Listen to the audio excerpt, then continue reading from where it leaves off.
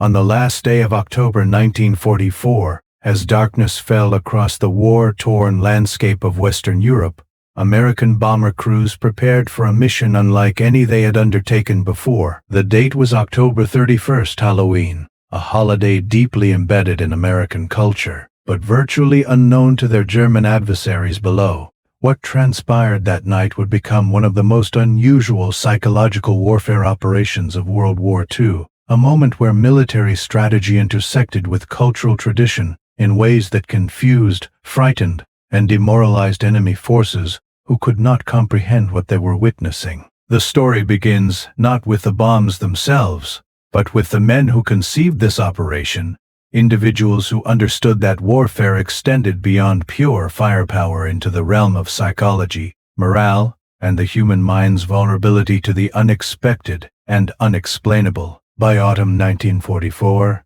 the Allied forces had successfully landed at Normandy, broken through German defensive lines, and were pushing steadily eastward toward the Rhine and the heart of Nazi Germany. Yet despite these tactical victories, the German Wehrmacht remained a formidable fighting force, disciplined, experienced, and willing to defend every meter of territory with determined resistance. American military planners recognized that, while conventional bombing campaigns could destroy infrastructure and military installations, there existed another dimension to warfare that remained underutilized: the psychological impact of operations designed not merely to kill or destroy, but to unsettle, confuse, entrax, and break the enemy's will to fight.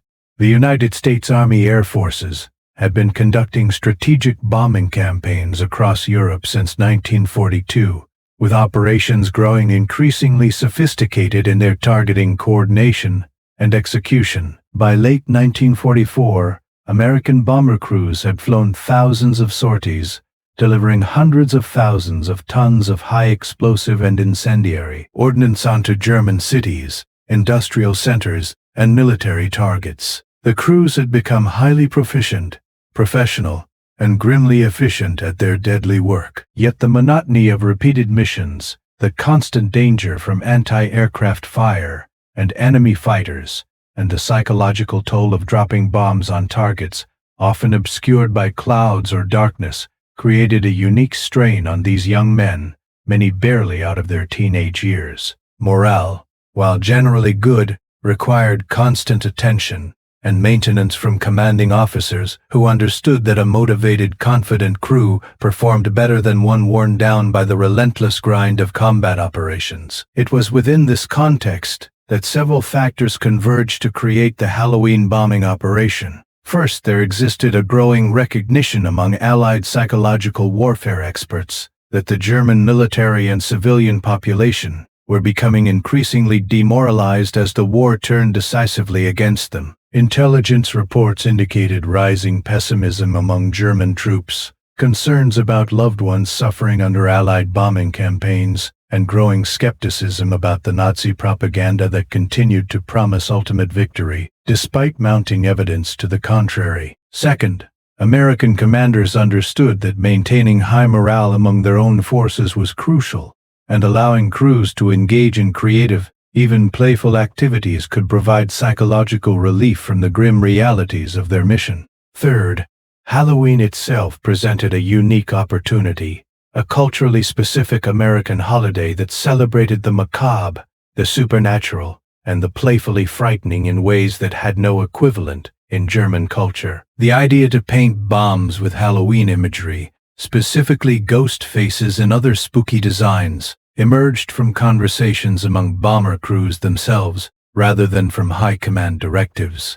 Ground crews, the mechanics and ordnance handlers who serviced the aircraft and loaded the bombs, had a tradition of decorating ordnance with messages, artwork, and personal touches. These decorations served multiple purposes. They boosted morale by allowing servicemen to express creative and personality in an otherwise regimented military environment. They served as a form of psychological projection, transforming impersonal weapons into personal statements, and they created a sense of individual and unit identity among the crews who handled them. Messages like greetings to Hitler, dedications to loved ones back home, or humorous comments were common. The bombs became canvases, metal surfaces upon which young men could express their defiance, humor, anger, and humanity. As October 31st approached, several bomber groups stationed in England and newly liberated areas of France began discussing how to mark the holiday. Halloween held special significance for Americans, a night when children dressed in costumes, carved pumpkins into jack-o'-lanterns, and went door to door collecting candy. A night when the boundary between the living and the dead was playfully acknowledged through decorations of ghosts, skeletons, witches, and monsters. For these servicemen, thousands of miles from home, facing danger daily, the holiday represented a connection to a normal life that seemed increasingly distant and dreamlike. The decision to paint bombs with ghost faces and Halloween themes emerged organically from these discussions, spreading from crew to crew, group to group, until it became an organized, though unofficial, operation. The execution required paint, brushes, and most importantly, time and permission from commanding officers. Remarkably, officers at various levels not only approved but encouraged the effort. They recognized the morale benefit for their own men and intuited that the psychological impact on German forces could be significant, even if they could not predict exactly how the enemy would respond. White paint was procured, the most practical color for creating ghost faces on the dark green or gray bombs. Crews worked through the day on October 31st, carefully painting simple but effective ghost faces onto 500-pound and 1,000-pound bombs. Simple designs featuring oval shapes with dark holes for eyes and mouths, the universal representation of spectral figures. Some crews added more elaborate touches: cobwebs, bats, witches on broomsticks, skeletons, pumpkins, and messages like Happy Halloween or Trick or Treat from America. The bombs were transformed from purely functional weapons into cultural artifacts, objects that carried not just explosive power but symbolic meaning. The missions planned for that night were standard tactical bombing operations targeting German military installations, transportation infrastructure, and troop concentrations. The targets had been selected based on intelligence reports and strategic priorities, not for any special Halloween significance. The painted bombs would be dropped alongside conventional ordnance during normal operations, the only difference being their appearance. No special announcement was made to German forces. No advance warning given. The bombs would speak for themselves, or more accurately, they would create confusion and questions that German soldiers would struggle to answer. As darkness fell on October 31st, American bombers lifted off from their bases and headed into enemy airspace. The crews carried out their missions with their usual professional competence, navigating through darkness and anti-aircraft fire, locating targets, and releasing their bomb loads. The painted Halloween bombs fell alongside their unmarked companions, tumbling through the night sky toward German positions below. The immediate destructive effect was identical to any other bombing raid: explosions, fires, casualties, and structural damage. But in the aftermath, as German soldiers and civilians emerged from shelters and began assessing the damage, they encountered something unexpected and inexplicable. Among the bomb fragments and unexploded ordnance, they found pieces of bombs bearing strange white painted faces, ghostly visages, staring up from twisted metal. Soldiers who discovered these fragments were initially confused. The faces were unlike any military marking they had seen before. German forces were familiar with American ordnance. They knew the standard markings, the stenciled letters and numbers, indicating bomb type, weight, and lot numbers. But these painted faces were something entirely different, seemingly purposeless, bizarre, perhaps even disturbing. Word spread quickly among German units about the strange bombs with painted ghost faces, and theories began to proliferate. The German military had its own intelligence apparatus, officers and analysts tasked with understanding enemy capabilities, intentions, and tactics. When reports of the ghost-faced bombs reached higher command levels, analysts attempted to determine their significance. Was this a new type of weapon? perhaps something containing chemical or biological agents, marked distinctively to differentiate them from conventional explosives. Were the faces some kind of recognition marking, perhaps indicating bombs intended for specific targets? Could they be part of a psychological operation designed specifically to unnerve German troops? The analysts had no frame of reference for Halloween, no cultural context that would allow them to understand that these were simply standard bombs decorated by American servicemen celebrating a holiday. The concept of Halloween, with its traditions of costumes, trick-or-treating, and playful macabre imagery, did not exist in German culture in any comparable form. German forces did observe various autumn festivals and folk traditions, including some with pre-Christian roots that involved acknowledgement of the dead and the transition from harvest season to winter. However, these traditions bore little resemblance to American Halloween customs, and certainly did not involve ghost imagery in the playful commercialized way that Americans had embraced. To German soldiers, the ghost faces on the bombs were mysterious, potentially ominous, and open to interpretation. Some believed they might indicate a new weapon type, spawning concerns about chemical warfare, despite the lack of any actual evidence of such weapons being deployed. Others thought the faces might be warnings, perhaps bombs with delayed fuses or unusual explosive compositions. Still others interpreted them as psychological intimidation, an attempt to suggest that the spirits of the dead were fighting against Germany, a particularly unsettling interpretation given the massive casualties Germany had already suffered. The confusion was compounded by the fact that only some of the bombs dropped that night bore the Halloween decorations, creating an inconsistent pattern that defied easy analysis. If the faces indicated a special weapon type, why were they mixed in with regular bombs? If they were meant as psychological warfare, why were they not more prominently displayed or accompanied by explanatory leaflets, which the Allies regularly dropped for propaganda purposes? The German military intelligence community struggled to formulate a coherent explanation, and in the absence of one, soldiers in the field were left to draw their own conclusions, many of which were far more dramatic and frightening than the mundane reality.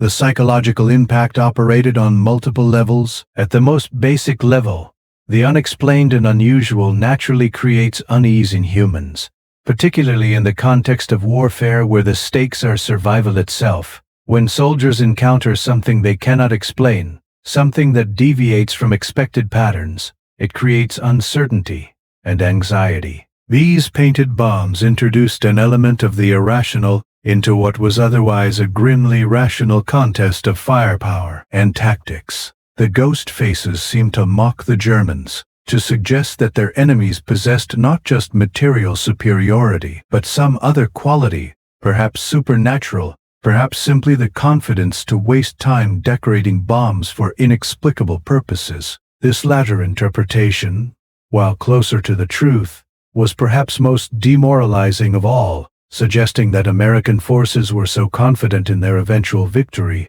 that they could treat warfare as an opportunity for creative expression and cultural celebration. For individual German soldiers, already struggling with declining morale, dwindling supplies, and the increasingly obvious reality that Germany was losing the war, these strange bombs became another data point in a growing catalog of reasons for pessimism. The painted faces were discussed in foxholes, in field hospitals, in letters home to families, each discussion spreading the uncertainty and unease further through German society. Some soldiers developed superstitious dread around the ghost-faced bombs, treating unexploded ordnance with even more caution than usual if it bore the mysterious markings. Others interpreted the faces as evidence of American psychological sophistication, suggesting that their enemies understood dimensions of warfare that Germany had not fully grasped.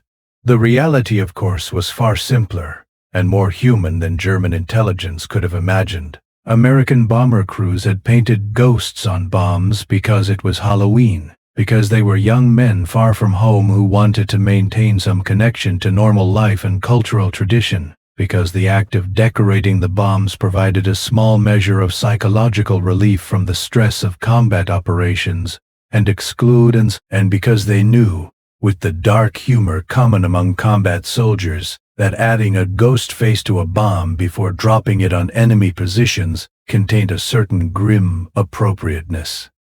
The bombs would kill whoever they landed on regardless of the paint, but the paint allowed the crews to assert their humanity, their cultural identity, and their refusal to be completely subsumed by the dehumanizing machinery of industrial warfare. What makes this operation particularly fascinating from a historical perspective is the asymmetry of cultural knowledge and understanding. Between the two sides, American forces operated with full awareness of what they were doing and why, even if they could not have predicted the exact German response. They understood Halloween. They understood the tradition of decorating bombs, and they understood that dropping these decorated bombs on an enemy unfamiliar with the holiday would likely create confusion. German forces, in contrast, lacked the cultural framework necessary to decode what they were seeing. To them, the ghost faces were a puzzle, a mystery that demanded explanation but resisted all attempts at rational analysis. This information asymmetry gave the Americans a psychological advantage that cost them nothing but some paint and a few hours of labor. The operation also highlights the importance of morale and psychological factors in military effectiveness. Modern military theorists and historians have long recognized that warfare is not purely a contest of material resources and tactical skill, but also involves the mental and emotional states of the combatants. An army that believes it will win, that maintains hope and confidence, that can find moments of humor and normalcy even amid horror, will generally outperform a demoralized force of equal or even superior material strength. The Halloween bombing operation served both functions simultaneously. It boosted American morale by allowing creative expression and cultural celebration, while simultaneously undermining German morale by introducing confusion and uncertainty. The immediate military impact of the Halloween bombs was negligible in terms of the war's overall trajectory. The Allies would have continued their advance toward Germany with or without painted ghost faces on some bombs dropped on October 31st. However, the psychological ripples extended far beyond that single night. German soldiers continued to encounter fragments of the ghost-faced bombs in the weeks and months following, each discovery reviving questions and concerns. Intelligence officers continued to attempt analysis, writing reports and memoranda, trying to determine the significance of the mysterious markings. Resources, time, and mental energy were diverted towards solving a puzzle that had no real military significance, a puzzle that existed only because American servicemen wanted to celebrate Halloween. In the broader context of World War II psychological warfare, the Halloween bombing operation represents a relatively minor but illuminating example of how cultural factors can influence military operations in unexpected ways. The Allies conducted extensive psychological warfare campaigns throughout the war, dropping millions of propaganda leaflets, broadcasting radio messages, and conducting operations designed to demoralize enemy forces and undermine civilian support for the Nazi regime. These efforts were generally planned and executed by specialized units with expertise in propaganda and psychological operations. The Halloween bombing operation, in contrast, emerged organically from the troops themselves, required minimal resources, and achieved its psychological impact almost accidentally, as a byproduct of an attempt to maintain morale among American forces rather than as a deliberate effort to confuse the Germans. The operation also reflects the importance of cultural context in interpreting symbols and messages. The ghost faces painted on the bombs were clearly legible as Halloween imagery to anyone familiar with American culture. They were playful, recognizable, and connected to specific traditions and practices. To Germans unfamiliar with Halloween, the same images were opaque, potentially threatening, and open to multiple interpretations, none of which corresponded to the actual meaning. This gap between intended and received meaning is a constant challenge in communication, particularly across cultural boundaries, and it becomes especially significant in warfare, where misinterpretation can have serious consequences. From the American perspective, the success of the operation lay primarily in its morale benefits for their own forces. The crews who painted the bombs, who flew the missions, who knew what they had done and why, experienced a boost in spirits, a sense of having maintained their cultural identity and humanity even while engaged in the brutal business of dropping explosives on enemy positions. They had proven, at least to themselves, that they were not merely cogs in a military machine, but individuals capable of creativity, humor, and cultural expression. This psychological benefit was real and significant, even if difficult to quantify in conventional military terms. The German response, characterized by confusion, speculation, and ultimately a failure to understand what they were encountering, highlights the vulnerability of military organizations to unexpected information and unusual tactics. German military intelligence in 1944 was experienced, professional, and generally competent, staffed by officers who had spent years analyzing Allied tactics and capabilities. Yet when confronted with something as simple as painted ghost faces on bombs, faces that had no military significance whatsoever, they were unable to formulate an accurate explanation, because the truth lay outside their cultural and conceptual framework. They assumed military purpose where none existed, attributed strategic significance to what was essentially a morale-building exercise and cultural celebration, and in doing so, revealed the limitations of intelligence analysis when dealing with culturally specific phenomena. The story of the Halloween bombs also reveals the ways in which warfare, despite its violence and horror, remains a fundamentally human activity conducted by individuals who bring their full personalities, cultures, and histories to the experience. The American servicemen who painted ghost faces on bombs on October 31, 1944, were simultaneously warriors engaged in a deadly serious conflict and young men trying to maintain connections to home, to celebrate holidays, to express creativity, and to assert their humanity in circumstances designed to suppress individual identity in favor of military function. The German soldiers who discovered the bomb fragments were simultaneously enemy combatants and fellow human beings trying to make sense of something that made no sense within their frame of reference, trying to find meaning and explanation in what appeared to be chaos. The operation's legacy extends beyond its immediate historical moment.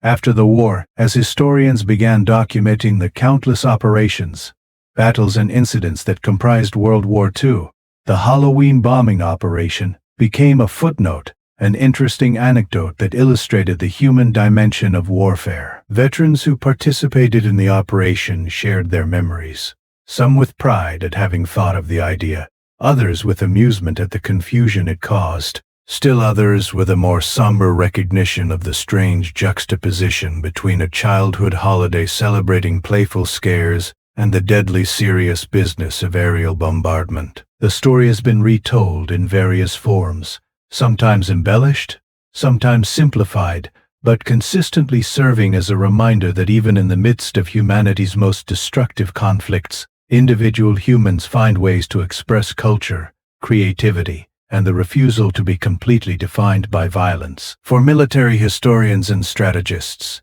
the Halloween bombing operation offers lessons about the importance of morale, the potential effectiveness of unconventional psychological operations, and the ways in which cultural factors can influence military outcomes in unexpected ways. Modern militaries invest significant resources in understanding enemy cultures, training personnel in cultural awareness, and developing psychological operations that take cultural context into account. The Halloween operation demonstrates why such efforts are necessary. It shows how a simple cultural celebration translated into military action without careful consideration of how it would be received can create effects far beyond what the participants intended or expected. The operation also raises interesting questions about the ethics and appropriateness of mixing cultural celebration with warfare. Some observers, both at the time and in subsequent analysis, questioned whether it was appropriate to treat bomb decoration as a holiday activity, whether doing so trivialized the deadly serious business of war or displayed insufficient respect for the destructive power of the weapons involved. Others argued that anything that maintained morale and humanized servicemen was not only appropriate, but necessary, that the alternative was to allow the dehumanizing nature of industrial warfare to completely subsume individual personality and culture. This debate reflects broader tensions within military culture, between the need for discipline, standardization, and focus on the mission, and the recognition that militaries are composed of individual humans who require opportunities for self-expression and cultural connection in order to maintain psychological health and combat effectiveness. The German soldiers who never understood that the ghost-faced bombs were simply Halloween decorations carried their confusion and uncertainty with them through the remaining months of the war. Some survived to surrender in May 1945, when Germany finally capitulated. Others died in the continued fighting, never learning the truth about those strange painted bombs they had encountered months earlier. After the war, as American and German veterans began to share their experiences, the true explanation finally emerged. German veterans learned that the mysterious ghost-faced bombs had been nothing more than Halloween decorations, standard ordnance painted by young American servicemen celebrating a holiday. The revelation must have been simultaneously enlightening and frustrating. Enlightening because the puzzle was finally solved.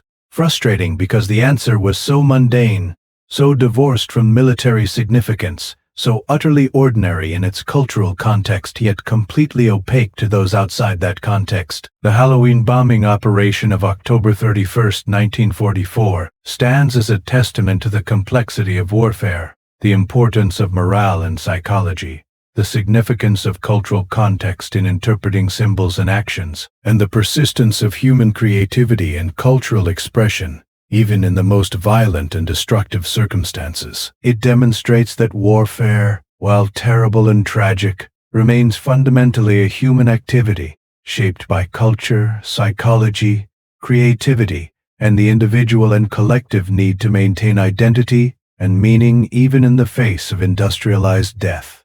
The young Americans who painted ghost faces on bombs, and the young Germans who discovered the fragments and struggled to understand their meaning were, despite being enemies, participants in a shared human experience, each side bringing their full cultural backgrounds to an encounter that neither fully understood at the time. The operation achieved its immediate goal of boosting American morale, while simultaneously creating confusion and uncertainty among German forces, accomplishing through simple cultural expression what more elaborate psychological warfare operations might have struggled to achieve through careful planning and extensive resources.